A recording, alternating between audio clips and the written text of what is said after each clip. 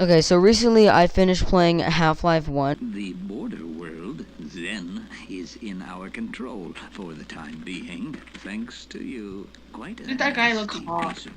I can offer you a battle you have no chance Hey, of winning. hey. Half-Life. I'm free to play Half-Life Valve. 2. No wait, Valve is Ted Blackman, A.T. Belly, Steve Bond.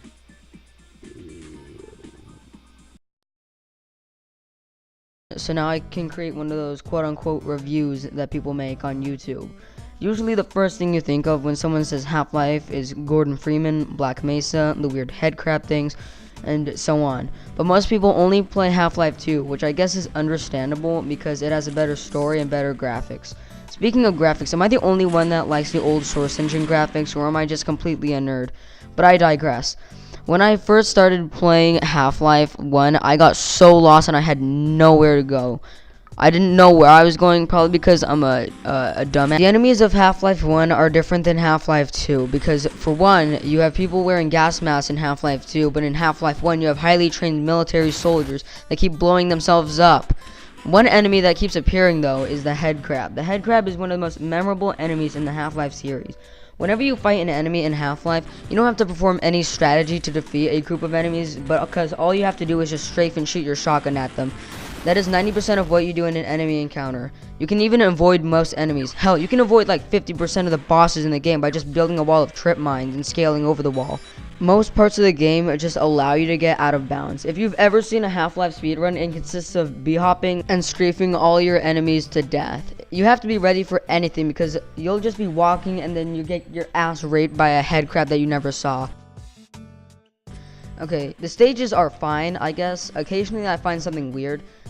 Maybe it's just my uneducated brain, but I find every stage pretty good. It might just be me not being able to comprehend if a game is good or not, but all the levels are just a puzzle, and the levels that are easy don't have any challenge, so they're basically become more of an inconvenience in itself.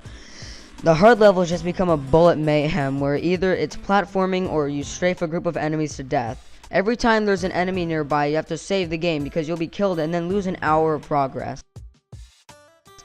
Story. I literally have no idea what the story is. All I know is that Black Mesa gets ass blasted and you have to escape the facility, even though throughout the entire game you never even make it outside of the Black Mesa facility.